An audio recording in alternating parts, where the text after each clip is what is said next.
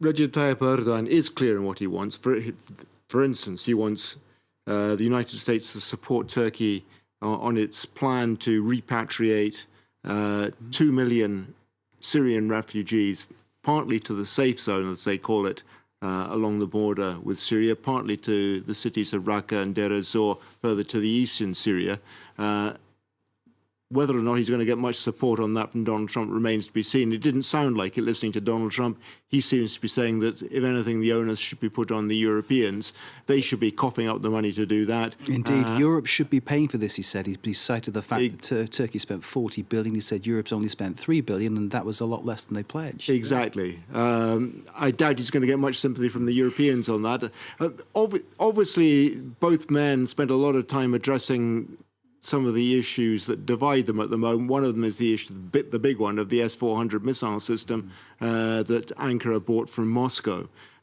Many people believe that that is in complete violation of accepted practice inside NATO, and that there should be immediate sanctions as a consequence. Congress tends to feel that way. Donald Trump is clearly trying to find a way around it, and there's a bit of a clash going on within the administration at the moment in the United States about what the approach should be.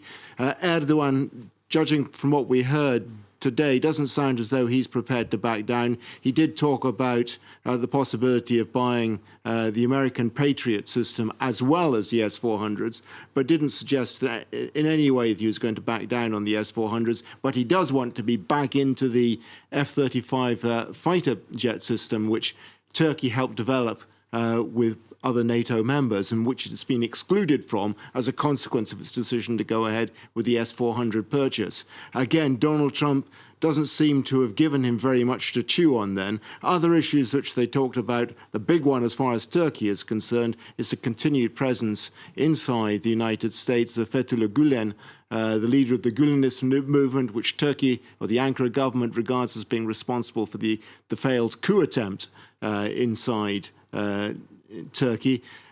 The United States, up until now, has said that this is a judicial matter. It's not something that Donald Trump can say yes or no to.